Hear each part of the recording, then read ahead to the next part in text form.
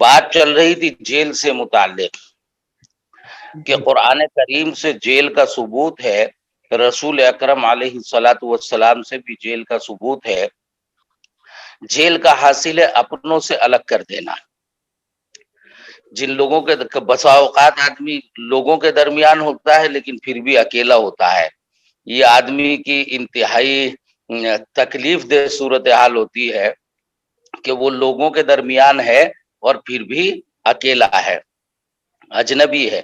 یہ آخری درجے کی مشکل ہے انسان کی۔ انسان جو ہے وہ مدنی الطبع ہے۔ مدنی الطبع سے مراد یہ کہ وہ یا تو کسی کو اپنا بناتا ہے یا اپنوں کے درمیان رہتا ہے۔ اگر اس کو اپنوں سے جدا کر دیا جائے تو اسی کو عرف میں جیل اور حبس اور قید کہا جاتا ہے۔ یہاں جو موجودہ صورتحال میں لوگوں کو جیل میں بھیجا جاتا ہے تو ایسا نہیں کہ وہ جیل میں جا کے اکیلے رہتے ہیں، وہاں بہت لوگ رہ رہے ہیں جیل میں، لیکن وہ اپنوں سے الگ ہو جاتا ہے۔ اس کو قرآن کریم نے کہا او ينفوا من الارض، یا زمین سے اس کو دور کر دیا جائے، یعنی اپنوں کی زمین سے، اپنوں کی رہائش گاہ سے۔ اسی طرح رسول اکرم صلی اللہ علیہ وسلم نے ایک شخص کو ستون سے باندھ دیا اور اس کو اپنوں سے الگ کر دیا۔ اس کے معنی ہے کہ جیل کا ثبوت موجود ہے، پھر باضابطہ اس انداز سے کہ کوئی انتظام انصرام ان کی رہائش کا ہو، ان کے کھانے پینے کا ہو، ان کو بند کرنے کے لیے ان کے سونے جاگنے کا نظم ہو۔ یہ نظم جو ہے باضابطہ نہ دور صدیقی میں ہو سکا، فاروقی میں ہو سکا۔ حالانکہ دور فاروقی میں سیاسی اعتبار سے بڑی اصلاحات ہوئی، چوکیاں بنائی گئی، پولیس میں لوگوں کو بھرتی کیا گیا، فوجیں تیار کی گئی، یہ سب کچھ ہوتا رہا، لیکن اس کے باوجود جیل باضابطہ تیار نہیں ہوئی۔ حضرت سیدنا علی رضی اللہ تعالیٰ عنہ کے دور میں آ کر جیل کا باضابطہ آغاز کیا گیا۔ حضرت علی رضی اللہ تعالیٰ عنہ نے پہلے آسامی جیل بنائی۔ آسامی جیل سے مراد یہ کہ بانس کی لکڑیاں تھی اور وہ بانس کی لکڑیاں چاروں طرف لگائی اور انہی کی چھت بنائی، انہی کی دیوار بنائی، انہی کا دروازہ بنایا۔ بانس کی لکڑیوں سے جیل تیار کر دی۔ اب کوئی کسی حق کی ادائیگی نہیں کرتا، کوئی چوری کرتا ہے، کوئی کسی کو ستاتا ہے، اگر اس پہ تنبیہ کے لیے جیل میں ڈالنا ضروری ہے تو اس کمرے میں لا کر بند کر دیا جاتا تھا۔ اب وہ دو چار اکٹھے ہو گئے تو جس کو بند کر دیا گیا اس کے لیے تو یہی کافی ہے کہ جناب اس کو جیل پہنچایا گیا، وہ اپنی حرکت سے باز آ جاتے تھے۔ لیکن پھر لفنگے بڑے ہونے لگے، ان بڑے لفنگوں کو بڑی بے غیرتی، ان کو غیرت ہی نہیں کہ ان کو بند کر دیا جائے تو کوئی فرق نہیں پڑتا۔ ان کو لے جا کر پھر جب بند کیا گیا تو وہ اندر گڑبڑ کرنے لگے اور وہ جیل کے دروازے اور جیل کی لکڑیاں دیواریں وہ سب توڑ لی انہوں نے اور توڑ توڑ کے بھاگ گئے۔ تو پھر حضرت علی رضی اللہ تعالیٰ نے دوسری جیل تیار کی جس کی چوڑی چوڑی دیواریں اور گارے اور مٹی سے اس کو تیار کیا۔ اس طرح جیل کا آغاز ہو گیا باضابطہ۔ فصل فی الحبس، جیل کے بارے میں، قید کے بارے میں مسائل ہیں۔ وہ مشروع بقولہ تعالی، یہ مشروع ہے اللہ تعالیٰ کے ارشاد او ينفوا من الارض سے، اور رسول اکرم صلی اللہ علیہ وسلم نے ایک آدمی کو قید کیا کسی تہمت کی وجہ سے مسجد میں۔ وہ احدث السجن علی رضی اللہ عنہ، اور حضرت علی رضی اللہ تعالیٰ نے باضابطہ جیل تیار کی۔ بنا من قصب، اور اس کی تعمیر کی، اس کو بنایا من قصب، بانس سے۔ وسماہ نافعا، اور اس کا نام رکھا نافع، بورڈ لگایا اس کے اوپر نافع للصوص، چوروں ڈاکوؤں کے لیے نفع بخش، نفع بخش، یہ نافع نام رکھا۔ نفع بخش کیا ہے کہ آدمی جب جیل میں جاتا ہے تو پھر اپنی حرکتوں اور برائیوں سے باز آ جاتا ہے، اس اعتبار سے وہ اس کے لیے نفع بخش ہوئی۔ فنقبہ اللصوص، تو ڈاکوؤں نے اس میں نقب زنی کی، اس کو توڑ لیا، فبنا غیرہ من مدر، اور پھر حضرت علی رضی اللہ تعالیٰ عنہ نے اس کے علاوہ غیرہ دوسری جیل بنائی، من مدر گارے اور مٹی سے، گارا مٹی ملا کر جو گارا بناتے ہیں اس کو مدر کہتے ہیں۔ وسماہ مخیسا، اور اس کا نام رکھا مخیس یا مخیس۔ خیسن کے معنی ذلت کے آتے ہیں، مخیس ذلیل کرنے والی، مخیس جس جہاں کسی کو ذلیل کیا گیا ہو تو اس کا نام مخیس یا مخیس رکھا۔ کیوں؟ پہلی جیل میں جب کوئی جیل میں ڈالا گیا تو اس سے پوچھے بھائی کہاں گیا تھا؟ نافع ہے، تو یہ لفظ ذرا اچھا لگتا ہے، اس سے عار نہیں محسوس ہوتی، شرم نہیں آتی، غیرت نہیں آتی۔ نافع گیا تھا، کہاں نافع؟ نفع بخش جگہ پر، تو اس سے ایسا لگتا ہے جیسے منتری سے ملنے گیا تھا۔ دوسرا نام رکھا مخیس، جب باز نہیں آ رہے لوگ تو اس کا جیل کا نام ہی رکھ دیا مخیس، ذلت گاہ۔ کہاں گئے تھے بھائی؟ ذلیل ہونے۔ تو جیسے آج کل کہتے ہیں کہاں گئے تھے؟ واش روم، واش روم، ایسا لگتا ہے پتہ نہیں کیا کرنے کے لیے گئے تھے، تو واش روم اس کا مفہوم پورا واضح نہیں ہو رہا ابھی۔ اور اگر کہتے لیٹرین کرنے گیا تھا تو ذرا برا سا لگتا ہے، تو برا سا لگے ان کو تاکہ وہ آئندہ ایسی حرکت نہ کریں کہ وہاں جانا پڑے، تو اس کا نام مخیس رکھا، بفتح الیا، یہ مخیس یا کے فتحے کے ساتھ وہ تکسر، اور اس کو کسرہ بھی دیا جاتا ہے، مخیس موضع التخییس، ذلت کی جگہ، ذلت کا، وہ تذلیل، تخییس کے معنی ہے تذلیل کے، ذلیل کرنے کے۔ وفیہ یقول علی رضی اللہ عنہ، حضرت علی رضی اللہ تعالیٰ عنہ بڑے فصیح آدمی ہے، تو اس سلسلے میں اشعار کہے حضرت علی رضی اللہ عنہ نے، الا ترانی کیسا مکیسا، کیا تم مجھے نہیں دیکھ رہے ہو؟ کیس دانا، مکیس دانائی سکھانے والا، دانا و بینا ترجمہ کر لیں گے، تم نے مجھے عقل مند نہیں دیکھا، دانا اور بینا نہیں دیکھا، بنیت بعد نافع مخیسا، میں نے نافع کے بعد مخیس بنائی، نافع پہلے والی جیل بانس والی، اور مخیس گارے مٹی مدر والی جیل، حسنا حسینا وہ مضبوط قلعہ ہے، وہ امینا کیسا اور دانا امانت دار ہے، دانش مند امانت دار ہے، جس کو لے جا کر اس میں چھوڑ دیا جاتا ہے مقیس میں، وہ اسے محفوظ رکھتی ہے، وہ اس امانت کو جوں کی توں لوٹا دیتی ہے، اور وہ جو قصب والی تھی بانس والی، وہ جوں کی توں نہیں لوٹاتی تھی، جسے چھوڑ دیا کل کو جا کے دیکھا وہاں ہے ہی نہیں، تو وہ امانت واپس نہیں کرتی تھی، یہ امانت واپس کر دیتی ہے۔ صفته ان يكون بموضع ليس به فراش ولا وطء ليزجر فيوفي، ومفاده انه لو جيء له به منع منه۔ یہ کہتے ہیں کہ جیل میں تھوڑی سی تکلیفیں بھی ہونی چاہیے، تھوڑی سی راحتیں بھی ہونی چاہیے، اتنی راحتیں جیل میں نہ ہوں کہ آدمی یوں کہنے لگے کہ میں تو یہیں رہنا چاہتا ہوں، گھر میں تو اتنا سکون ہے نہیں میرے۔ بعض لوگوں کے گھروں میں سکون نہیں ہوتا، اتنا پریشان آ جاتے ہیں تو وہ دوسری جگہ رہنے کو پسند کرتے ہیں۔ تو ایسے اتنی اچھی جگہ بھی نہیں ہونی چاہیے، کھانے پینے، لائٹ، پانی اور گدوں کا اور جناب بیڈ کے انتظامات ہوں، تو پھر آدمی باز نہیں آئے گا، وہ کہے گا گھر سے اچھا یہیں رہ رہے ہیں۔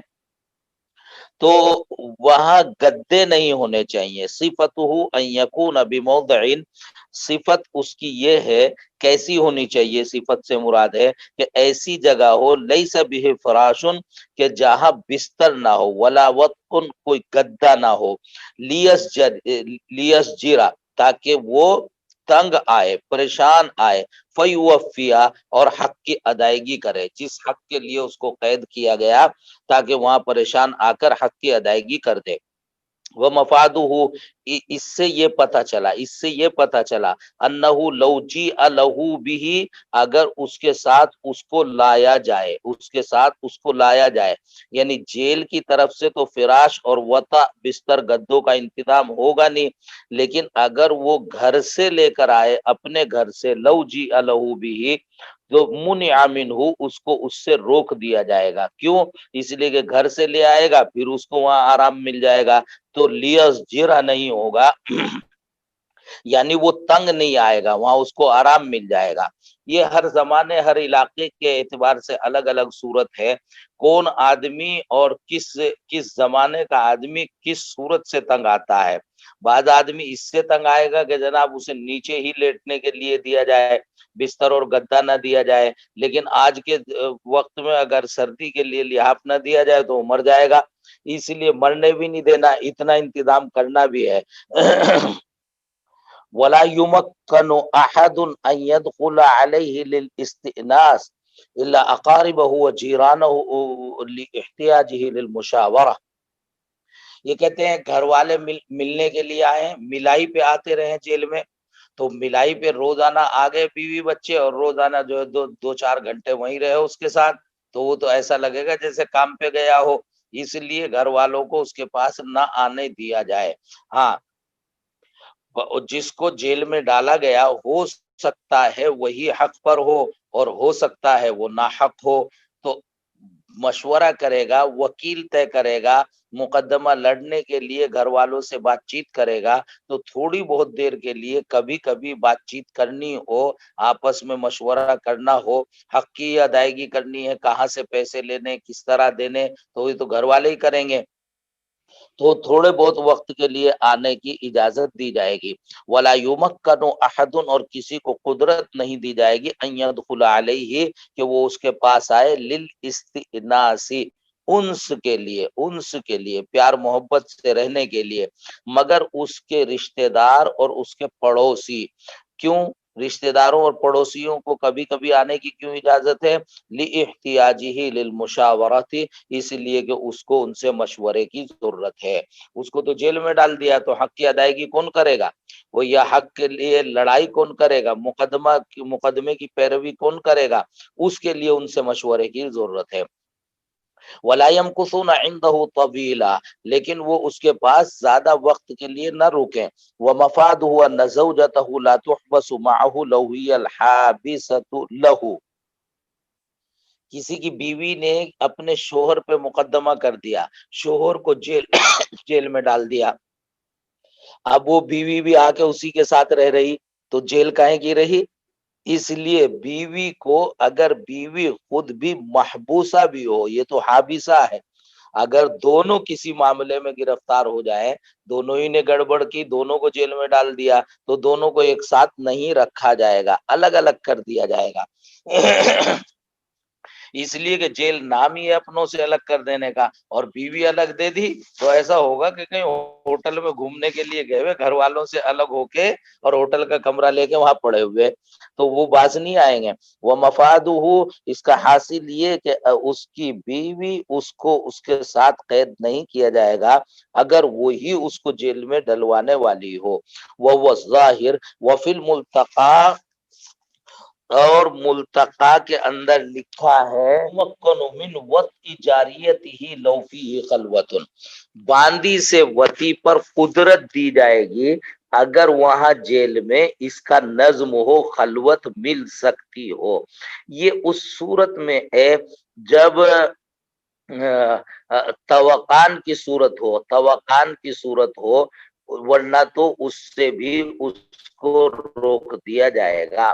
حوائج اصلیہ میں وطی بھی داخل ہے، شارع یہ شامی کہتے ہیں حوائج اصلیہ میں وطی بھی داخل ہے، جیسے استنجے کے لیے جانے کی اجازت ہوگی، ایسے وطی کی بھی اجازت ہوگی، لیکن بیوی سے انس مل جائے گا، اس لیے بیوی کو روک کر اگر باندی کا نظم ہو تو اب تو خیر نظم ہی نہیں، ولا یخرج لجمعۃ ولا جماعۃ ولا لحج فرض، اور وہ جیل سے نہیں نکلے گا نہ جمعے کے لیے نہ جماعت کے لیے اور نہ حج فرض کے لیے، فغیرہ اولا، تو اس کے علاوہ دوسرے نوافل کے لیے اس کے لیے تو بدرج اولا جیل سے باہر نہیں نکلے گا، ولا لحضور جنازۃ، اور نہ کسی کے جنازے میں شرکت کے لیے جائے گا، ولو کانا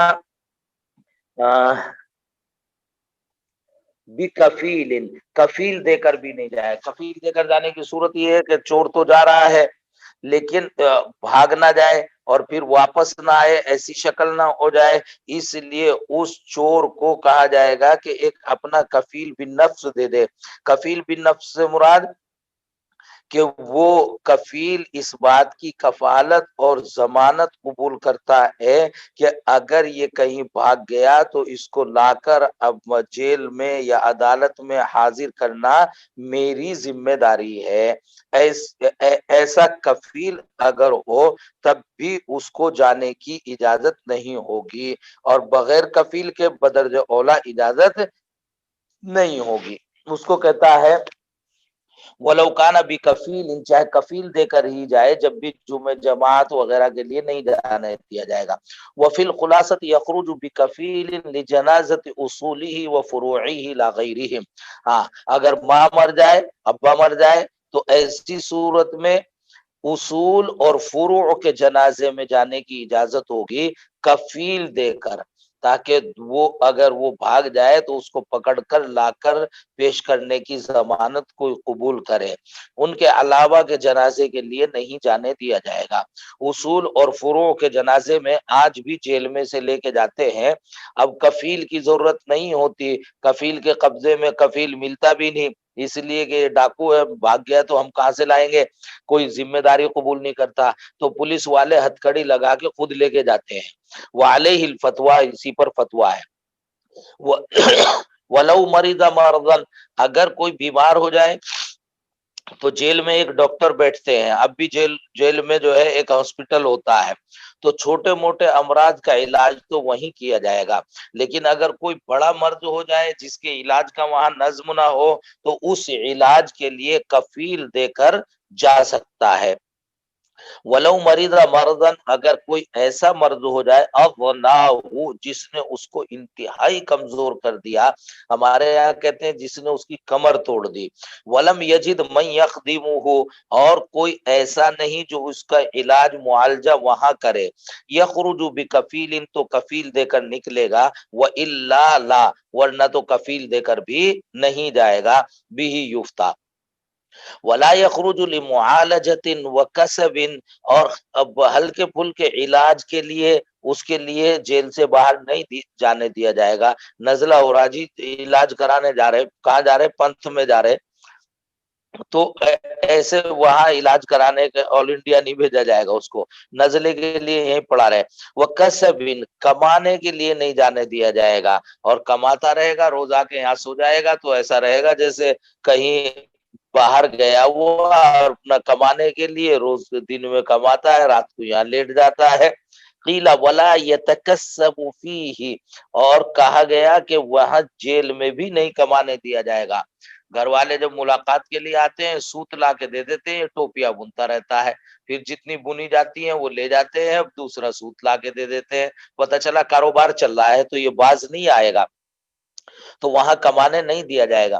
وَلَوْ لَهُ دُيُونٌ، اور اگر اس کا قرض کسی اور کے ذمے ہو، کسی اور کے ذمے ہو، مطلب پیسے دینے ہیں خالد کے اور راشد کے ذمے اس کا قرض ہے، تو راشد سے لا کر خالد کو دے گا، یا راشد اگر اس کے پیسے نہیں دے رہا ہے تو اس کے خلاف مقدمہ کرے گا۔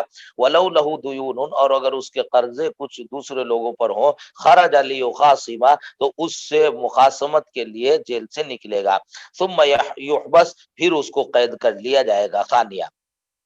ولا يضرب المحبوس الا فی ثلاث، اولاً گرفتار کیا جاتا ہے تو حوالات اور تھانے میں جاتا ہے، اس پر تنبیہ کی جاتی ہے، ڈانٹ ڈپٹ کی جاتی ہے، اگر وہ حق کی ادائیگی یہیں کر دے تو اس کو جیل میں نہیں ڈالا جاتا، لیکن جب وہ حق کی ادائیگی نہیں کر رہا ہے مجبور ہو گئے تو اب جیل میں ڈالا جاتا ہے. جیل میں ڈالنا یہ خود ایک تکلیف ہے، پھر دوسری تکلیف یعنی اوپر سے پٹائی اس کی نہیں کی جائے گی. مگر بعض حقوق ایسے ہیں کہ اگر جیل میں ڈال کر اس کو مزید مجبور نہ کیا جائے تو وہ حقوق لا الہ خلفن ضائع ہو جاتے ہیں، ان کا کوئی بدل بھی نہیں ہوتا. تو ان کی ادائیگی کے لیے اس کو جیل میں ڈال کر بھی پیٹا جا سکتا ہے. ولا یضرب المحبوس، اور جیل میں جس کو ڈال دیا گیا اس کو پیٹا نہیں جائے گا الا فی ثلاث، مگر تین صورتوں میں. اذا امتنع عن کفارۃ زہار، جب وہ کفارے زہار سے رک جائے. کیوں؟ کفارے زہار ادا کرے گا تو بیوی سے جماع جائز ہوگا، اور کفارے زہار ادا نہیں کرے گا تو بیوی سے جماع جائز نہیں ہوگا. اچھا، آج کفارے زہار ادا نہیں کیا، آج کا جو بیوی کا حق تھا وہ ختم ہو گیا، کل نہیں کیا، پرسوں نہیں کیا، مطلب 20 دن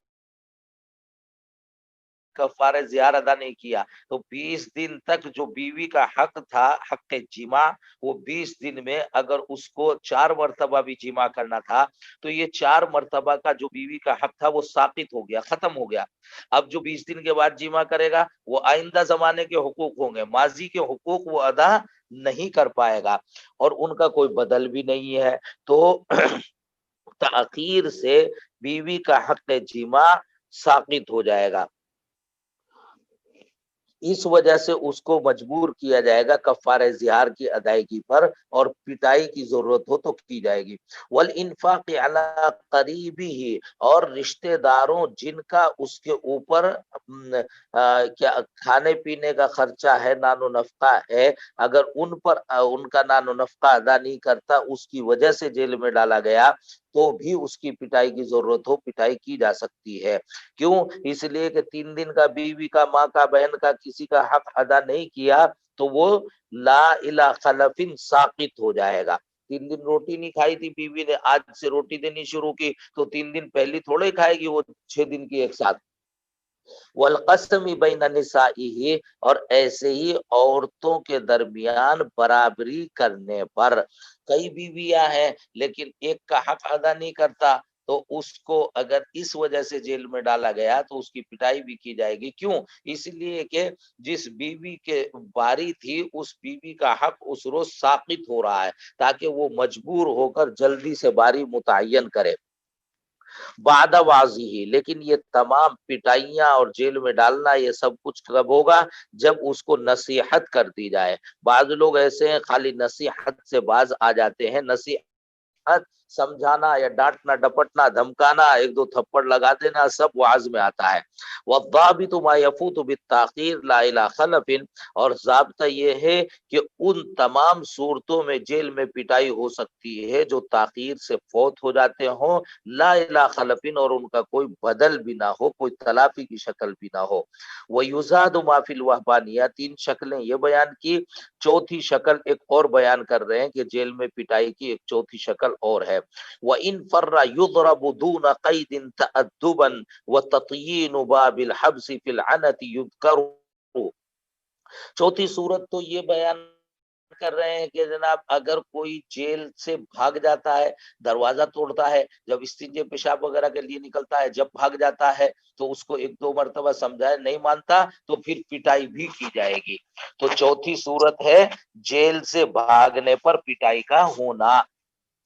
لیکن یہ شعر میں ذرا تفصیل ہے. قید کے معنی ہے بیڑیاں ڈالنا، جیسے زنجیر سے پیر کو باندھ کر اور گرل وغیرہ میں، ونڈو میں، کھوٹے میں باندھ دینا، جانور کی طرح باندھ دینا. ایک ہے یہ جیل کمرے میں رکھ دیا تو پورے کمرے میں کہیں بھی رہے گا، چلے گا پھرے گا. اور ایک یہ ہے کہ پیر میں یا ہاتھ میں زنجیر ڈال کر اور کسی کھوٹے سے، کسی گرل وغیرہ سے باندھ دینا. اس کو کہتے ہیں تقیید، قید. وہ بیڑیاں ڈالنا، بیڑیاں ڈالنا. تو وہ بیڑیاں نہیں ڈالی جائیں گی. بھاگتا ہے جب بھی بیڑیاں نہیں ڈالی جائے گی، لیکن پھر بھی باز نہ ہے، آخر مرحلے میں بیڑی بھی ڈالی جا سکتی ہے. ایک دوسری شکل ہے पहले ऐसा होता था, आपने कभी देखा हो कि कोठी में अनाज डालकर और सामने जो है वो दरवाजा जो भी उसका कोठी का हो, तो दवा जब लगा देते हैं तो चारों तरफ से गारा उसके ऊपर लगा देते हैं। गारा लगा देते ताकि अंदर की हवा भी बाहर ना निकले। तो दरवाजे को इस तरह पहले जमाने में पैक कर देते थे कि आदमी को अंदर बंद किया और बाहर से गारे से उसको मजबूत तरीके से बंद कर दिया। ये कहता है ततयीन, ततयीन। अब है बड़े गेट को मुकफ्फल कर देना। तो वो फिर गेट खुलता नहीं था, टूटता नहीं था, जरा मजबूत हो जाता था। उसको कहते हैं वाइन फर्रा, अगर वो जेल से भागता है युद्रब, तो उसको पीटा जाएगा। दूना कई दिन, लेकिन बेड़ियां नहीं डाली जाएंगी। तअद्दुबन, वो ताकि वो बाज आ जाए, बाज आ जाए। व ततयीनु बाबिल हब्सी, और जेल के दरवाजे को, गेट को लीप देना गारे मिट्टी से। फिल अनती, तअन्नुत की सूरत में, हट धर्म है, भागता है बार बार, उसका भी जिक्र किया जाता है। यानी फुकाहा ने तअन्नुत और हट धर्मी की सूरत में उसको भी जिक्र किया है कि ततयीन की शक्ल भी इख्तियार की जा सकती है।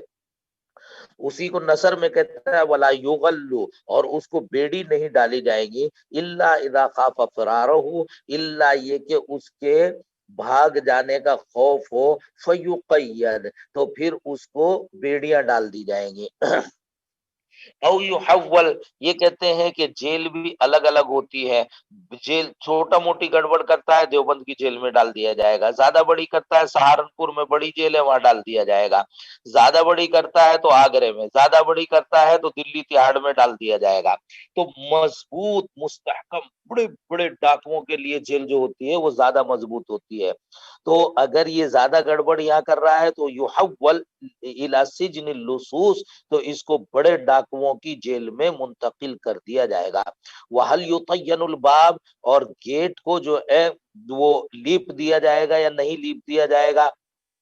अब तो तिहाड़ जेल के सामने एक बड़ी खंदक खुदी हुई चौड़ी, अगर दीवार भी पार करेगा तो खंदक में गिरेगा, उसको पार नहीं कर सकता, वो बड़ी गहरी है। न उसको कूद कर फलांग कर पार कर सकता, चौड़ी बहुत है।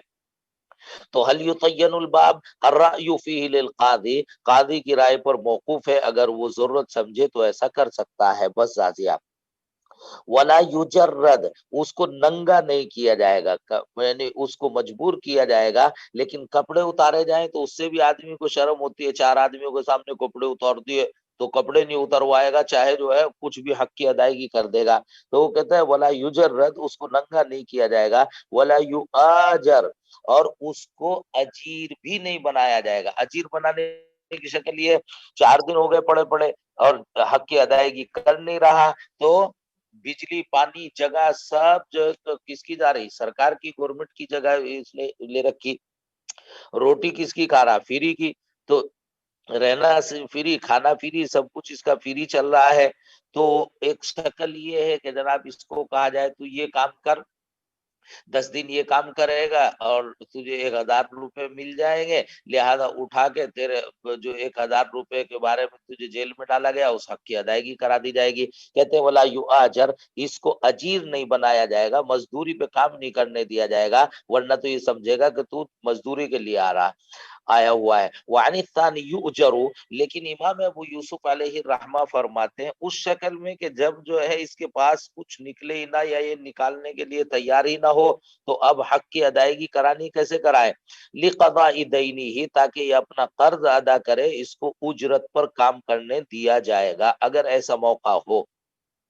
वला युकाम बैन यदै साहिबिल हक इहानतन लहू, जिसके हक के बारे में इसको गिरफ्तार किया गया, खालिद को गिरफ्तार किया गया, जैद का उसके जिम्मे हक है, तो काजी उसके ऊपर तंबी करेगा। जैद को नहीं कहा जाएगा कि तू बजाते खुद इस पर तंबी कर, वरना तो काजी के क्या माना है।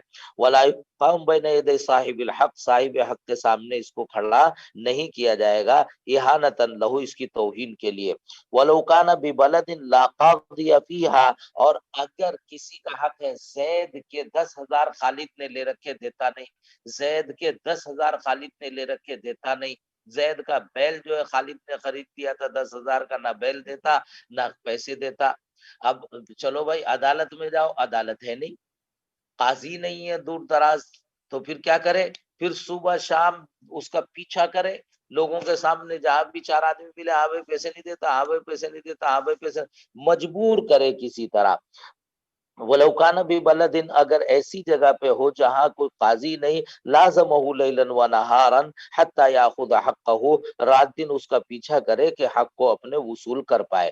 وَتَعَيُّنُ مَكَانِهِ مَكَانَ الْحَبْسِ، اب یہ کٹنے والا ہے شہر، اور اس کی جگہ کا تعین، کہاں اس کو جیل میں ڈالا جائے۔ مثلا دیوبند کا آدمی ہے تو دیوبند کی جیل میں ڈالو۔ اب قاضی کے اوپر ہے کتنا بڑا اس نے جرم کیا ہے، اور کتنا بڑا وہ بے غیرت ہے، کون سی جیل میں وہ مناسب رہے گا، یہ جگہ کا تعین قاضی کرے گا۔ اب جس کے 10,000 ہیں وہ کہنے لگے 10,000 کے چکر میں سے آگرے کی جیل میں پہنچا دو، آگرے کی جیل میں پہنچانے میں اتنے پیسے گورنمنٹ کے خرچ ہو جائیں گے، تو بلا وجہ صاحب حق زید کے 10,000 ہیں تو اس کی بات نہیں مانی جائے گی کہ کون سی جیل میں ڈالا جائے، بلکہ قاضی جرم کی حیثیت سے اور اس آدمی کے باز آنے کی صورت پیش نظر رکھ کر جیل کی جگہ کا تعین کرے گا۔ وہ تعین و مکانی ہی، اور جیل میں ڈالے جانے کی جگہ کی تعین عند عدم ارادت صاحب الحق، جب صاحب حق نہ چاہتا ہو، صاحب حق نہ چاہتا ہو، مثلا ضرورت تو ہے اس کو آگرے کی جیل میں ڈالنے کی، لیکن صاحب حق خود کہتا ہے جی وہاں کی کیا ضرورت ہے، چلو یہیں دیوبند ڈال دو، تو پھر ٹھیک ہے دیوبند میں رکھ دیں گے۔ جب صاحب حق کچھ نہ چاہے، قاضی کے اوپر ہے، الا اذا طلب مدعی مکانا آخر، الا یہ کہ مدعی کوئی دوسری جگہ مناسب سمجھتا ہو، فیجیبہ، تو اس کی بات کو تسلیم کر لے اس سلسلے میں۔ قنیہ وافتى المصنف تبعا لقارئ الہدایہ، اور مصنف علیہ الرحمن نے شرح من الغفار میں فتویٰ دیا قاری الہدایہ کی اتباع کرتے ہوئے، بأن العبرۃ فی ذلک لصاحب الحق، کہ اعتبار اس سلسلے میں صاحب حق کا ہے نہ کہ قاضی کا۔ وہ یہ سمجھتے ہیں صاحب حق اس کی حیثیت کو خوب سمجھتا ہے کہ اس کو کون سی جیل میں ڈالنا مناسب رہے گا۔ یہ کچھ لوگوں نے لکھا کہ صاحب حق کی رائے کا اعتبار ہے، کچھ لوگوں نے لکھا قاضی کی رائے کا اعتبار ہے۔ مناسب یہ ہے کہ دونوں میں تطبیق دے کر یوں کہا جائے کہ اگر قاضی صاحب حق کی رائے کو مناسب سمجھتا ہے تو اس پر عمل کر سکتا ہے، ورنہ تو اصلاً قاضی کی رائے معتبر ہوگی۔ وفی